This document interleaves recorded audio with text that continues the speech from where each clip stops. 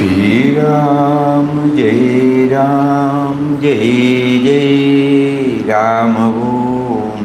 Shri Ram, Jai Ram, Jai Jai Ram Om. Shri Ram, Jai Ram, Jai Jai Ram Om.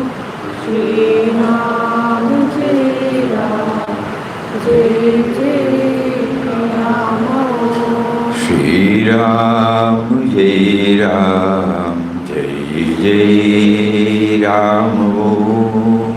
Shri Ram, Jai Ram, Jai Jai Ram Om. Shri Ram, Jai Ram, Jai Jai Ram Om.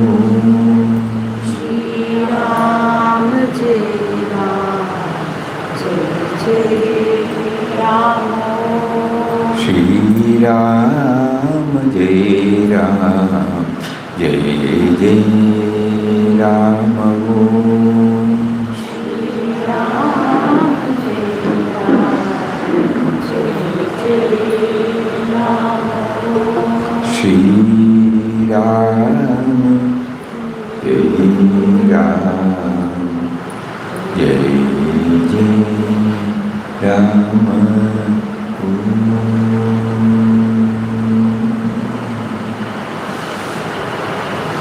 Om Shri Ram, Jai Ram, Jai Jai Ram. Pranam, pranam, pranam. Hari Om, Hari Om, Hari Om, Hari Om. Hari Om, Hari Om, Hari Om.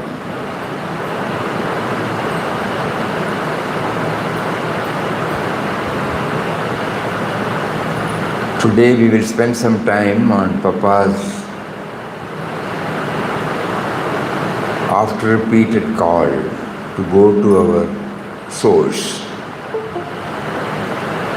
In one of his quotations he says, to know the secret of life is to go to the very source of it and see from there all things as the emanation of that source. That source is pure and everlasting bliss. So all the ray-like manifestation of that bliss must be only waves of bliss. Thus life is, in all its aspects, internally and externally, entirely divine. So when at the time of inauguration he mentioned that the ideal of the ashram is universal love and service based upon the vision of divinity in everybody. But based upon the vision of divinity means going to the source of our life.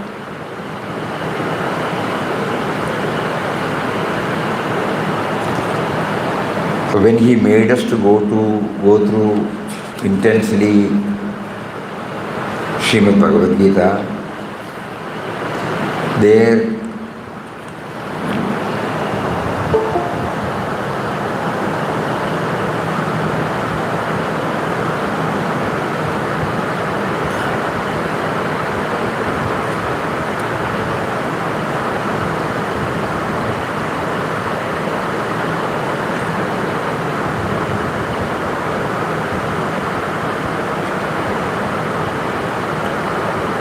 in more than 6 or 7 slokas,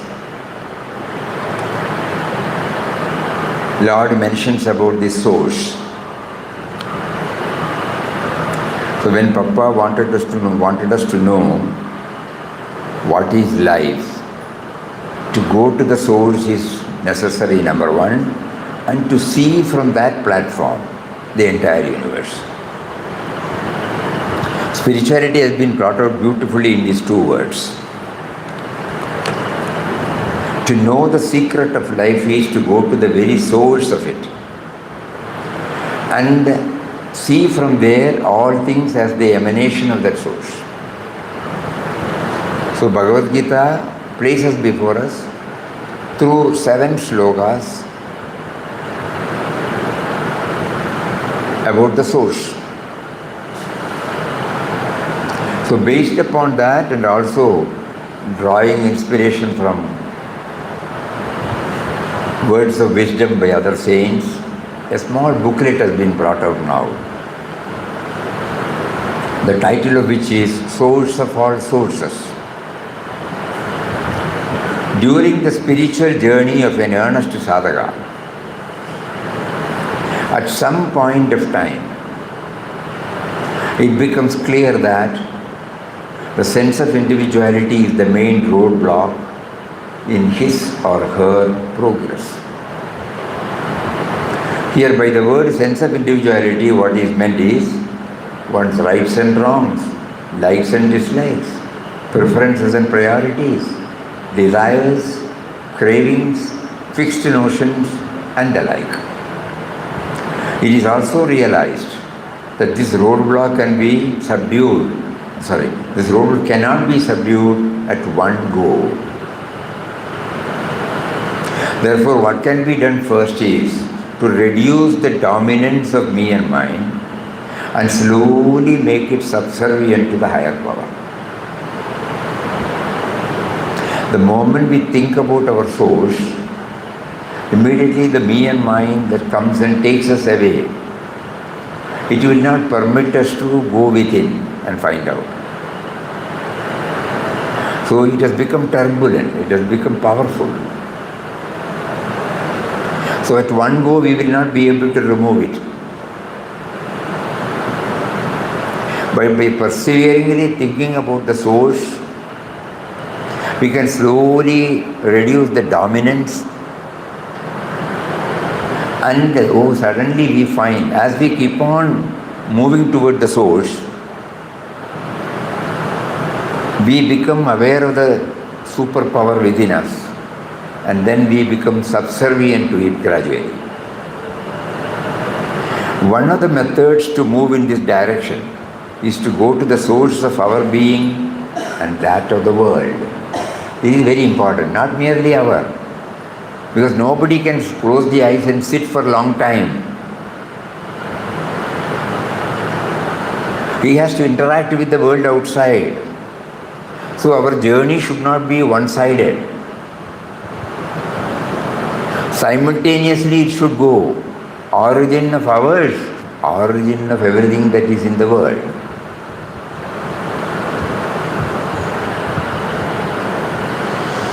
When the sense of individuality realizes that it owes its origin to God, the subtle and mysterious power, which is the same in all, it will start dealing with men and matters not from the me and mine level as is done now, but from a higher level, bearing the stamp of love, harmony and peace. So whenever we bring these norms in while dealing with others, love, harmony, peace, then we know that we are not viewing it purely from the me and mine level. This small booklet is an attempt to draw the attention of sadhakas to this salient factor. It will also facilitate to develop the right relationship between the individual and God as well as the co-creation. This is the preamble, preface of the small book. It's a small book, having only 16 pages, small book. You can put it in the pocket. The one aspiration of all being is for liberation and peace. Man can intuitively feel that there does exist in him a state of perfect freedom in which no fetters can shackle him, a state in which nothing can disturb his peace. Further, that this state is unchanging and eternal.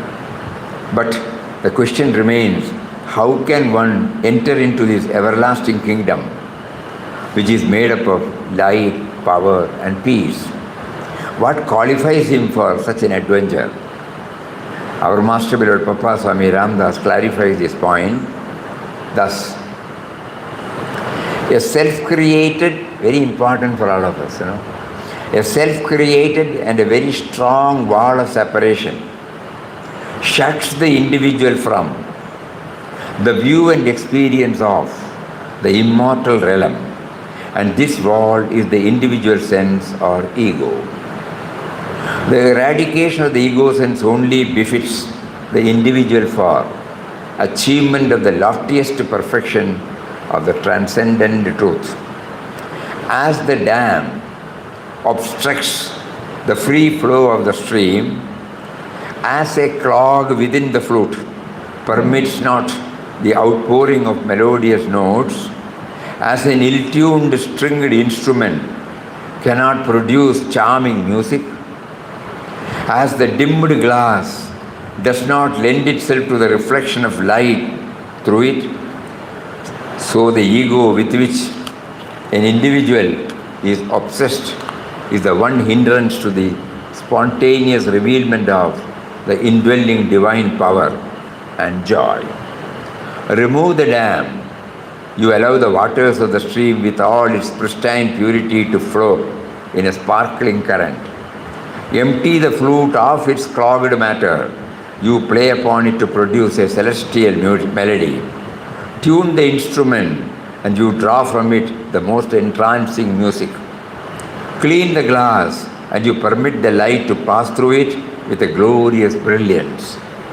Similarly, eliminate the ego sense from your life, and that instant you will liberate life to realize its oneness with the immortal truth, the oneness with the entire universe, the oneness with the infinite power, and its oneness with the everlasting joy.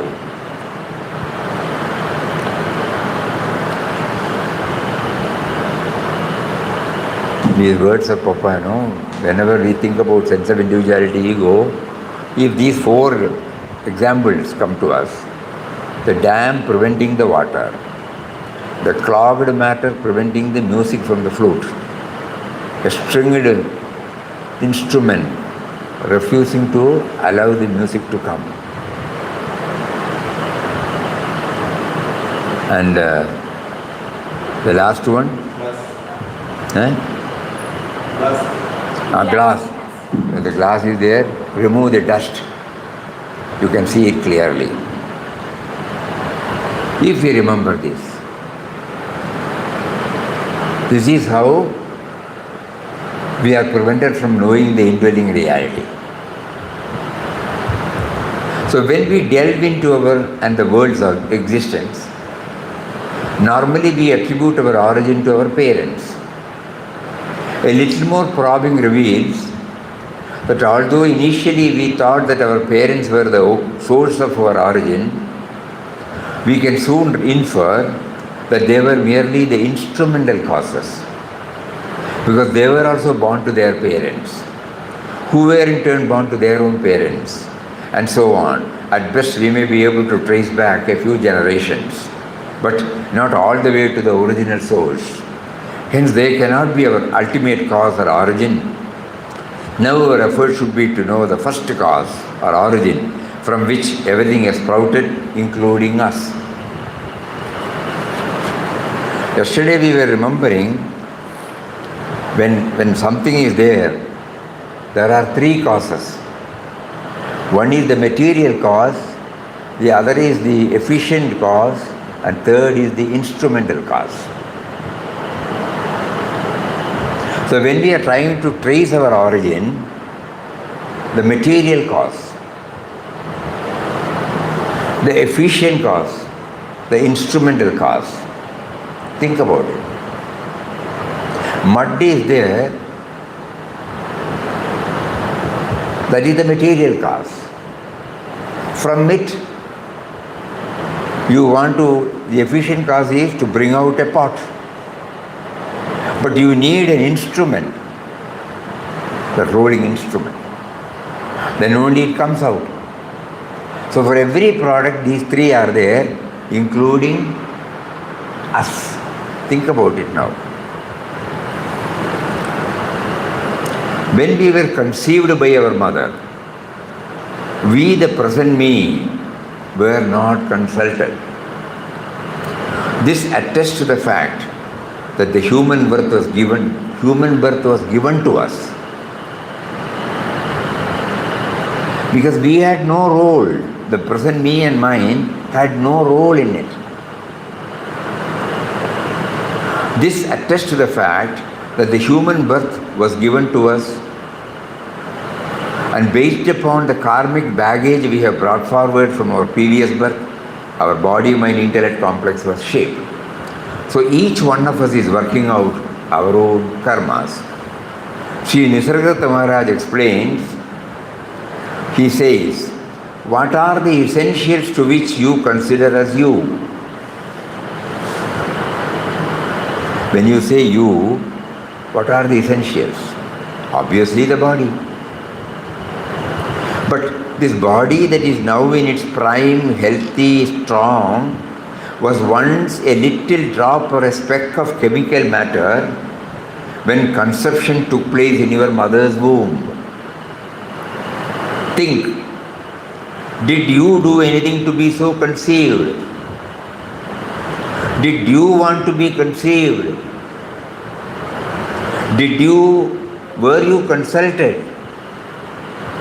Further, what is it that was latent in that tiny speck of matter which was conceived that caused it to grow into a fully developed baby with blood, flesh, marrow, bones, first in your mother's womb and thereafter in this world until it is now sitting before me discussing philosophy? What is it that was latent in that? The body has, during its growth, assumed various images which you have considered to be you at different times, but no single image has remained with you constantly. Yet, there is something which has indeed remained without any change. Is that not your sense of being alive and present? The consciousness which gives you sentience and energy to the psychosomatic apparatus known as the body. This consciousness is given various names: beingness, I amness, self, Atman, and also other names like Maya, God, love, etc. The world exists for you only if this consciousness is there. If you are not conscious, as in deep sleep, can the world exist for you?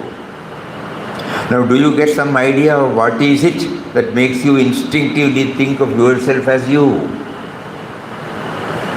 This composite of the physical body, the life force prana, which is the active principle, and consciousness, which enables the physical sense to cognize things.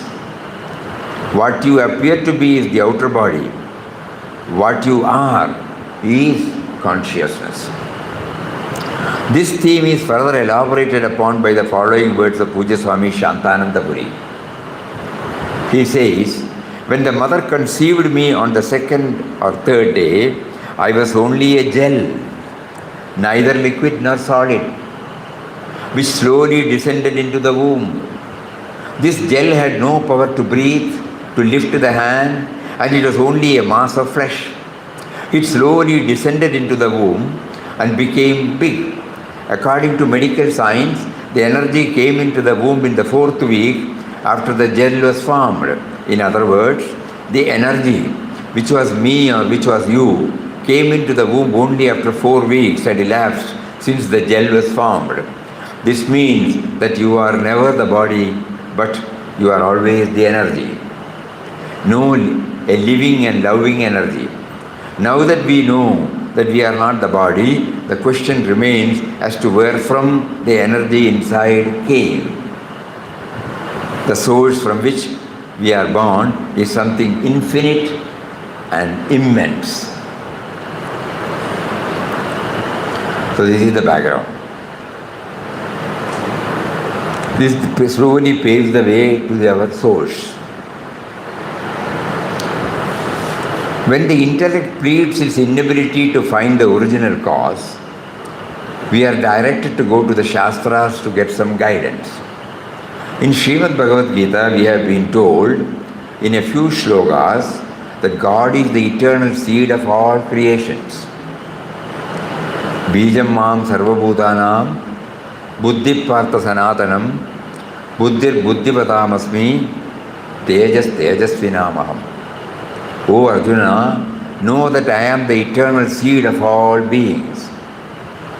I am the intellect of the intelligent and the splendor of the glorious. In another shloka he says, Gadir Bharta Prabhu Sakshi Nivasa Sharanam Suhrd Prabhava Pralayasthanam Nidanam Bijam Abhyayam. I am the supreme goal of all living beings. I am also their sustainer, master, witness, abode, shelter, friend. I am the origin. I am the end. I am the resting place of creation. I am the repository and eternal seed. Another sloka. Yachavi sarvabhutanam bijam tadaham arjuna na tadasti vina yasyat.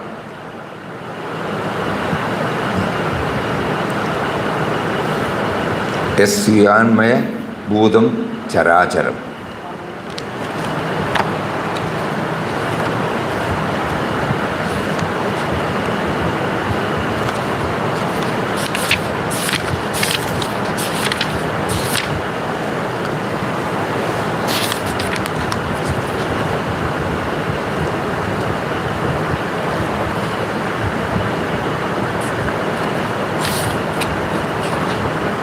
There is a mistake. 10:39. Huh? 10th chapter 39. 39.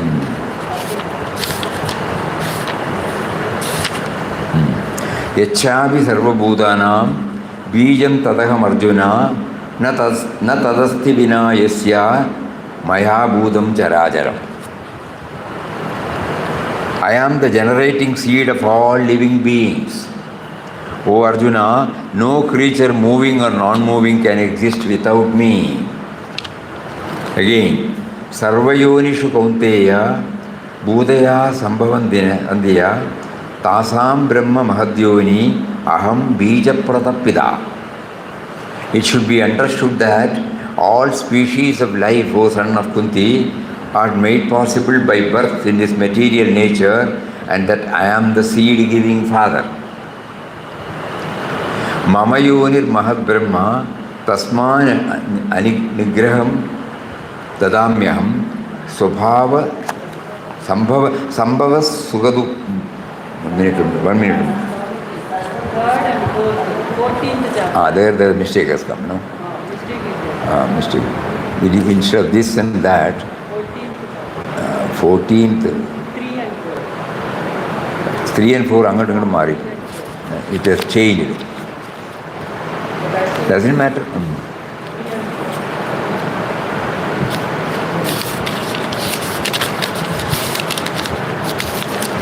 So first, Mama Yonir Mahat Brahma Tasmin Garbham Dadamyaham Sambhava Sarvabhutanam Tato Bhavati Bharata. My womb is the real Brahman. In it I place the seed. From that, O Bharata, is the birth of all beings. Then says, Sarvayonishu Kaunteya Murtaya Sambhavandya Tasam Brahma Mahadyoni Aham Bija Pratapida.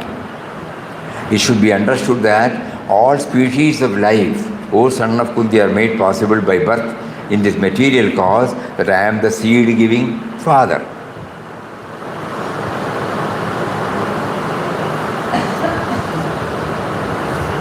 Again, there are so many, we have not.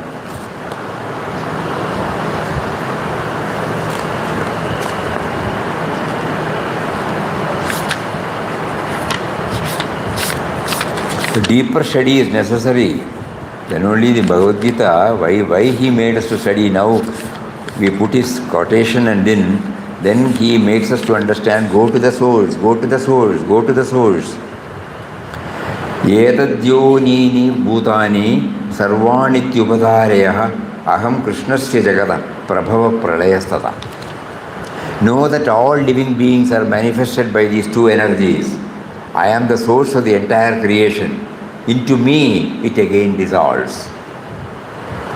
And then,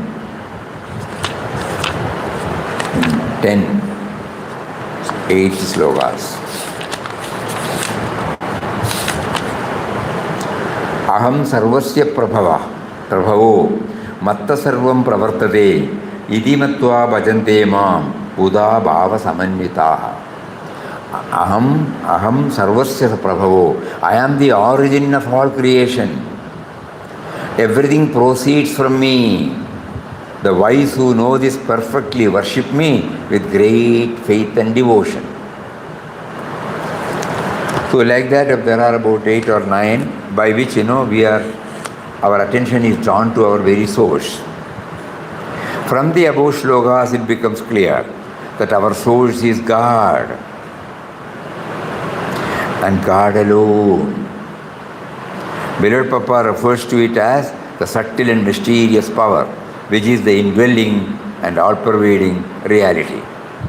It is the creative force, the sustaining power, that which motivates towards constant change, the overall intelligence which governs the universe by physical and spiritual law, truth, love, goodness, kindness, beauty, the ever-present all-pervading essence of spirit which binds everything in the universe together and gives life to everything.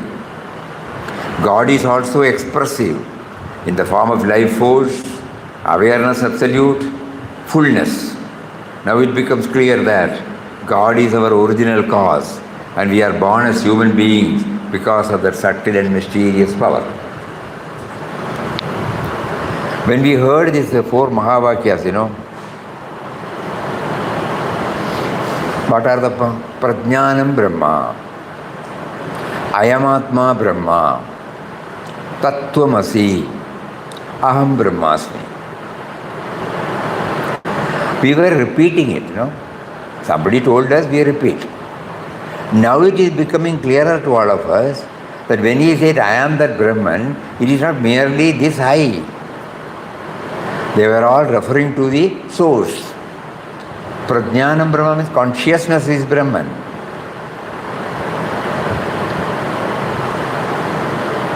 All are Brahman. You are that. I am that. So then the question turns to the cause for a variety and multiplicity in his creation. The source is one, but we see variety, multiplicity. Take for instance a human being. The children of the same parents develop different characteristics in spite of the same upbringing, ambience, nurturing. This makes us wonder. Therefore, we turn to our scriptures for answers, where it is explained that the cause for the multifarious expressions in creation is due to the karmic baggage. This indicates that our sense of individuality, consisting of the body, mind, intellect, has been shaped according to our previous vasanas, unfulfilled desires, gunas born out of vasanas, unfulfilled desires, cravings, infatuations, our rights and wrongs, our likes and dislikes, our preferences and priorities, our preconceived notions, and the like. This form the capital of vasanas. Swami Chinmayanandaji's following words in Atma Bodh throws more light on this theme. The enjoyment of pleasure and pain in this physical body is determined by our past karmas. Thought by thought, action by action, we have demanded the present body and mental equipment.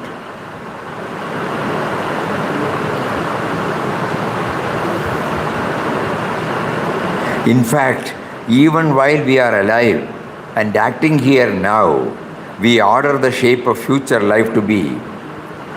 With our own actions, we give a blueprint to God, ordering the exact shape of our destiny, and according to the specification given, the body, the tent of experience, is built and handed over to each one of us by the all-merciful, omnipotent, divine Creator. Now we know the difference between us. No? Though the source is one, clay is one, but when you look at the garden outside, different types of pots, different sizes of spot. Think, the potter is the same. So here, this is again clarified by Vinobaji. An artist paints a variety of pictures on the same type of paper with the same brush. A sitarist creates different ragas out of the same 7 notes. In literature, a variety of thoughts, ideas and feelings are expressed through a few letters in the alphabet. But what we have been reading out so far, it is only the alphabets, but different words, different expressions, they evoke different emotions, Think. So in literature, a variety of thoughts, ideas and feelings are expressed through a few letters of the same alphabet. Different pictures drawn by the same artist with the same brush on the same paper evoke different feelings. Therein lies the skill of the artist. The artist and the sitarist have such skill in their fingers that make you laugh or cry. In their fingers lie the magic power, the anger of the angry man, the love of the lover, the agony of the sufferer, the happiness of the happy one, the drowsiness of the idler, the activity of the industrious man. All these are manifestations of one and the same cosmic energy. These different emotions and urges, although they are often contrary to each other, spring from the same source. As the cosmic energy within is one and the same in all, the outer bodily cover of all is also the same in nature. So right from the seed level up to this moment, it is that power alone that has been providing everything to the individual through its true creations, namely Mother Nature and society. It becomes clear that an individual life bereft of these two cannot exist. To ensure that human beings live a comfortable life, a subtle and mysterious power keeps on empowering its selected instruments with the needed intelligence to discover, invent, innovate creature comforts, including languages, out of what has been provided through Mother Nature. What has been, in other words, everything that exists owes its origin to that intelligence absolute. There are 2 methods to realize the reality, our source. One to pursue the path of knowledge, and the other through the path of devotion. Of these 2, the path of devotion is relatively easy because it makes the aspirant feel that the reality is nearer than the nearest.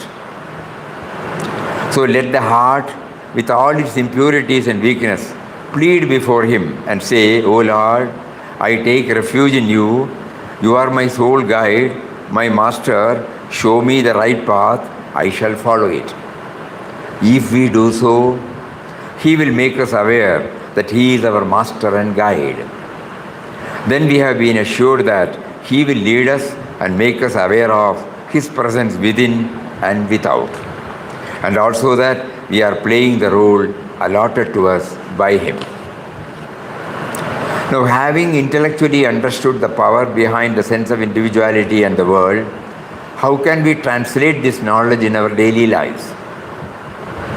The simplest method suggested by our Master to remember Him is the triune path of Nam, Seva, Dhyan. Of these 3, Nama plays the most crucial role. This regular practice will also help us during the non-chanting time to pull us up whenever we go off track, whether in Seva or in Dhyana. Nama. To remember him, we have been asked to give a name to that power and then chant the name with faith and devotion. The uniqueness of the sadhana of chanting the name is that it is free from all preconditions and therefore it can be chanted at any time, anywhere. Chanting is to remind the chanter that the name chanted stands for the great provider who has been providing everything right from the seed level up to the present stage. While chanting, Beloved Papa also wants us to remember that we are chanting the name of the one who is within us and who is making us chant. When chanting is done with the right perspective, even for a short while, it would help us remember that it is done by the power of God and as a service to Him. Remembrance is meant for us to be able to attribute everything to Him, even the very act of chanting. I remember you, O Lord, because you remembered me first. And then Seva. Nobody will be able to chant the divine name throughout the waking period because of preoccupation with family, society, and profession. So another clue given by Beloved Papa is to ensure that outer activities are compatible with the inner aspiration. Meaning, every act will have a touch of love, a touch of perfection, a touch of dedication, and also a touch of gratitude. This constitutes Seva. In other words, it's a movement from me to we. Then comes Dhyana. Nama and Seva prepare the groundwork to undertake the inward journey. Mental repetition of God's name gradually hastens the emergence of peace and tranquility and paves the way to develop witness consciousness. This witness consciousness is a state of awareness of the immortal and radiant truth within us. Now, universalize your vision. This triune path leads the aspirant to the vision of divinity within, and based upon that, loving all and serving all will become spontaneous and natural.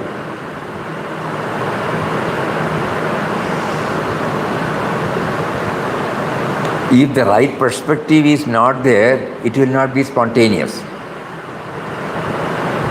Because we all know from our experience. We have been chanting. Have we been able to universalize our vision? The triune path leads the aspirant to the vision of divinity within, and based upon that Nama, Seva and Dhyana. Loving all and serving all will become spontaneous and natural. We live, we work, we deal with others, and in all this, we try also to shape our mind and heart, trying to manifest the divine spark that is within us. In this way, a parallel development takes place, externally universalizing our vision, inwardly spiritual growth and fulfillment. This is the motto of Anandashram. That is how this small booklet concludes. To know the secret of life is to go to the very source of it and see from there all things as the emanation of that source. That source is pure, everlasting bliss. So all the ray-like manifestation of that bliss must be only waves of bliss. Thus life is, in all its aspects, internally and externally, entirely divine. These are the words of Papa. But now when we start thinking about Bhagavad Gita, that is giving us the base. If we remember, this is the part Gita has in our life. What is the part? Linking ourselves to the source, which is common into all of us, which is the base, which is the substratum, which is, for all that we see, including us in this universe. Yachavi sarvabhutanam, no? Not only me, not only the birds and animals, not only insects and flies, not only plants and trees, not only inert, insentient matter, everything owes its origin to that subtle and mysterious power.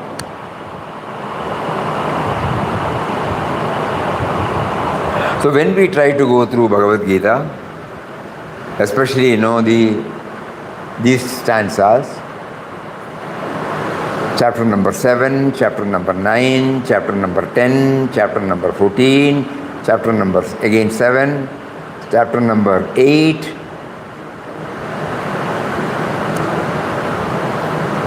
we are, so many clarity comes, I am the eternal seed, I am the origin.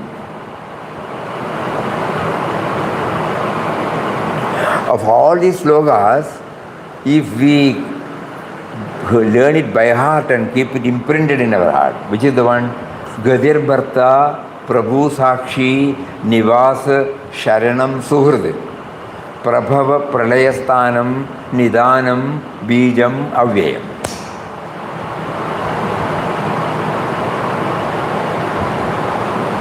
What we are trying to learn from Papa's philosophy, what we are trying to learn from any master's philosophy, what we want to learn from many shastras, everything has been capsuled in this, Gadir Bharta, I am the supreme goal of all living beings. Gadir, Bharta means I am also their sustainer, master. Prabhu, Sakshi, witness. Prabhava Pralayam, Sthanam. Abode, shelter. No, before that, Sharanam Suhrud, sorry. That is abode, shelter and friend. Friend. Though he is our master, he treats us as his friend. That is why so much of freedom, no?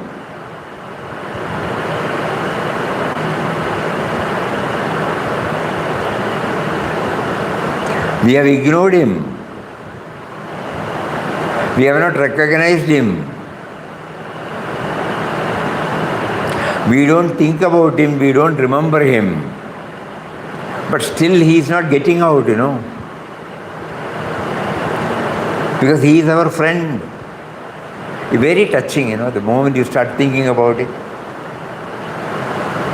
Sharanam Suhrud, Prabhava Pralayasthanam, I am the origin, end. And Nidanam, resting place. And Bijam Avyayam, I am the repository and the eternal seed.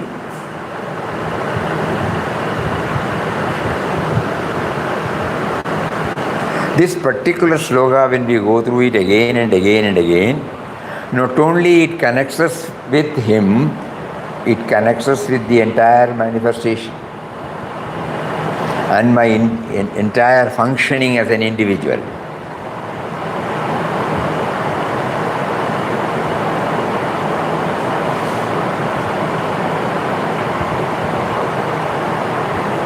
He is the repository, all the faculties, capacities, capabilities. Yesterday we were talking about, the endurance. Everything is inherent in us. Because he is the repository, he is the repository of all these things. He is the banker. And he releases one by one depending upon our intensity, our probing nature.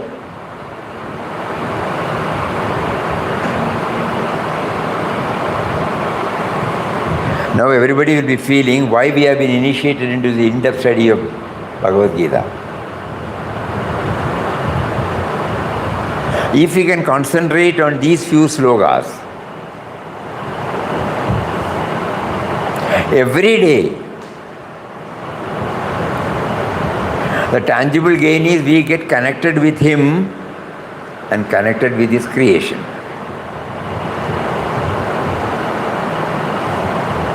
Suddenly we realize we have a role to play as designed by Him, as allotted by Him, as assigned by Him. Because He is the master.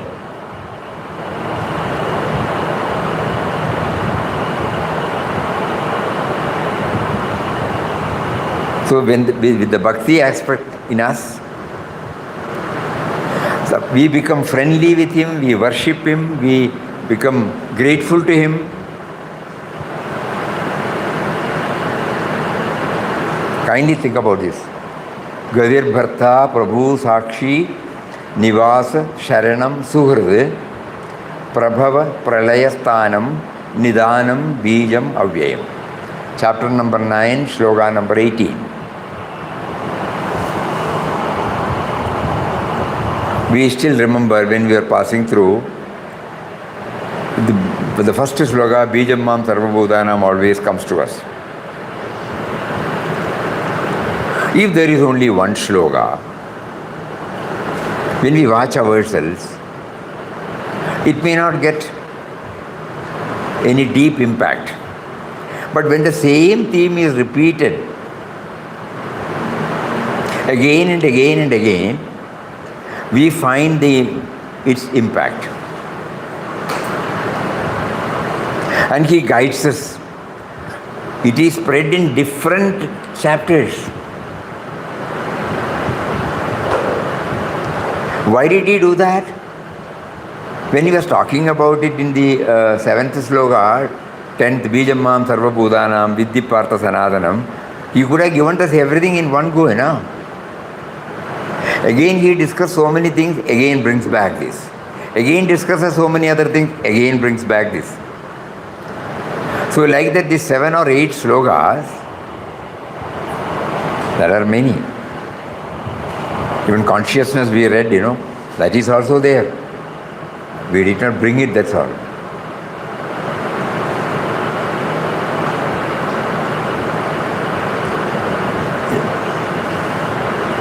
Vedanam Samavedosmi, Devanam Asmi Vasavaha, Indriyanam Manashasmi, Bhutanam Asmi Chetana, correct, Chetana. Chetana is consciousness. 10th in 22.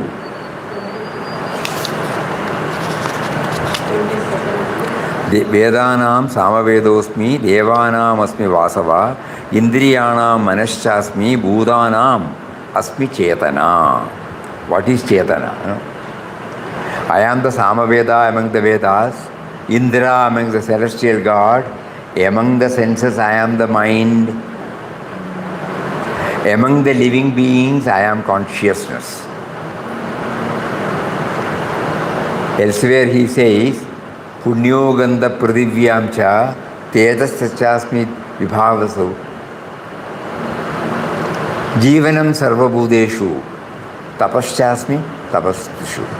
I am the pure fragrance on the earth, brilliance in the fire. I am the life force in all beings and the penance of the ascetics. So Krishna declared that He is the source and the most vital ingredient of everything. The entire universe is an extension of His opulence. On earth He is the force behind both the non-living and living. He is the mild and pure fragrance of the earth and the bright radiance of a flame. He is the life force of all living creatures. How He has made it clear to us, Life force everybody can understand, not life and death. Not the living, life, because of which the words are now coming, because of which the breathing takes place, because of which the heart beats. Then, so,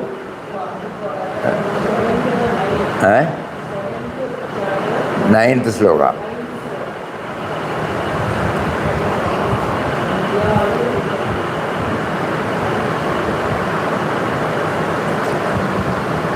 And again, in 10th Soga, in 10th 32, these are all very important, you must read. Sarganam Adirandasya Madhyam Chaivaham Arjuna Adhyatma Vidya Vidyanam Vada Pravatatamaham. O Arjuna, know me to be the beginning, middle and end of all creation. Among sciences, I am the science of spirituality. And in debates, I am the logical conclusion. We are reading from Bhagavad Gita. Earlier in the 20th verse, Sri Krishna had started that he is the beginning, middle and end of all living beings. Now he states the same for all creation. All that is created, such as space, air, fire, water, earth, is called Sarga.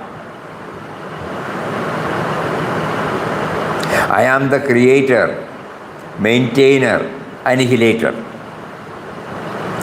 Adi, Madhya, Anta. O creator of the world, O destroyer of the world, O sustainer of the world and destroyer. No? Every day we are repeating this in our universal prayer. It is an extension of our Bhagavad Gita.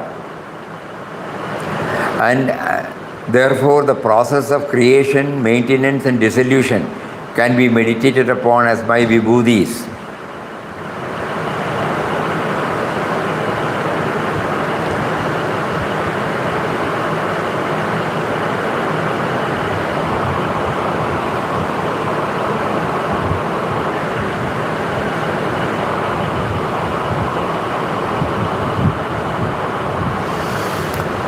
So that is how this small booklet ends.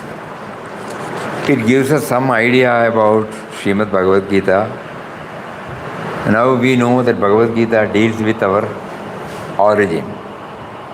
We have forgotten that origin at all. We start from our name, no? We start from our body, mind, intellect level.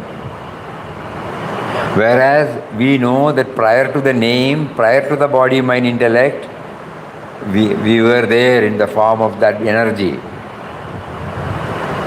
Subtle and mysterious power, which is the synonym for God, Atman, Brahman. So intellectually at least we will now understand this and try every day, so that the Gita study does not become intellectual. It should connect us to our origin. Then only we will be able to develop the right relationship with the co-creation.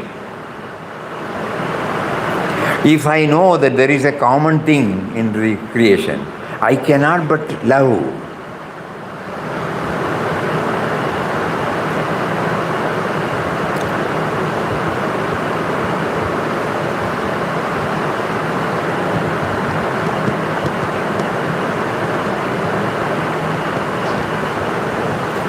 Think.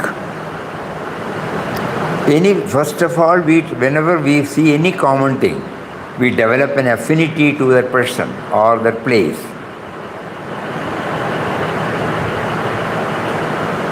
A couple of months back, we were in Calcutta.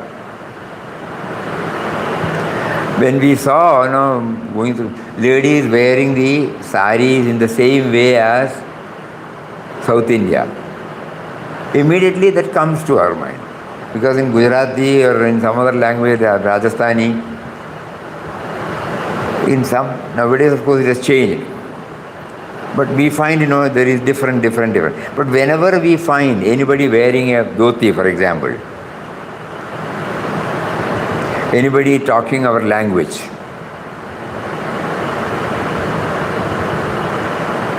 suddenly we develop an affinity, even we are in a foreign country. So then God is teaching us, whenever you try to identify a common factor in you and the other, you develop affinity. So here there is a common factor lying hidden in all of us. We are not aware of it. To make us aware of it, He now brings this source of all sources. And the moment we become aware of the source of all sources, we gradually develop affinity towards every creation.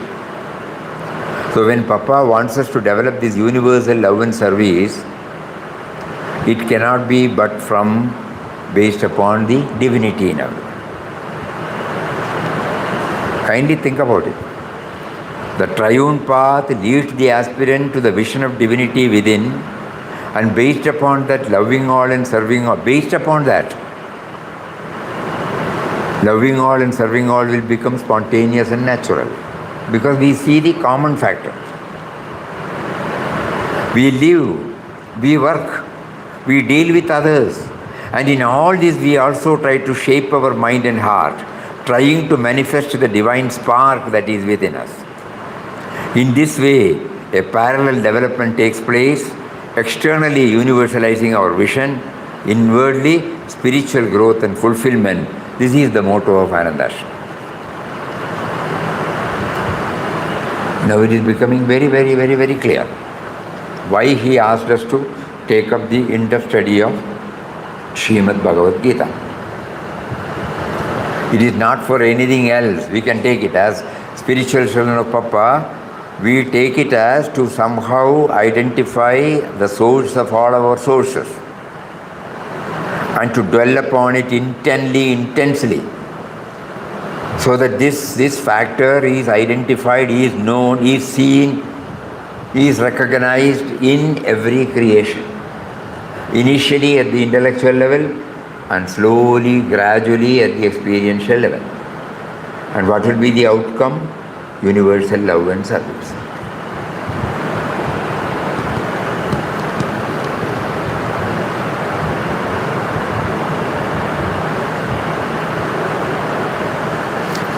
Though every stanza gives us a lot of inspiration,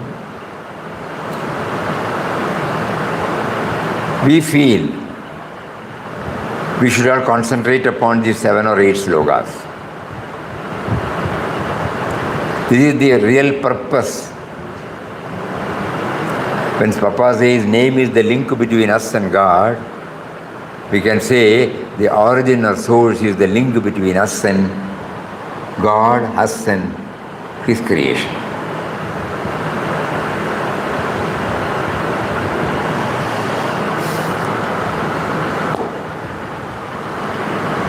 Is it becoming clear?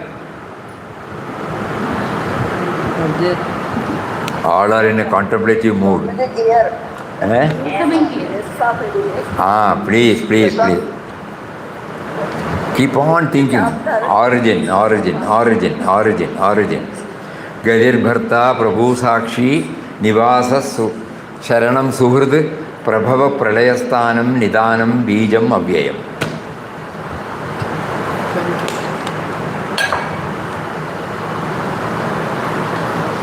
Hari Om Shri Ram Jai Ram Jai Jai Ram.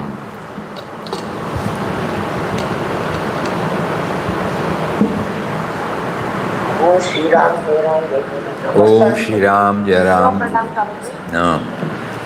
கொஞ்சம் புரியறதா?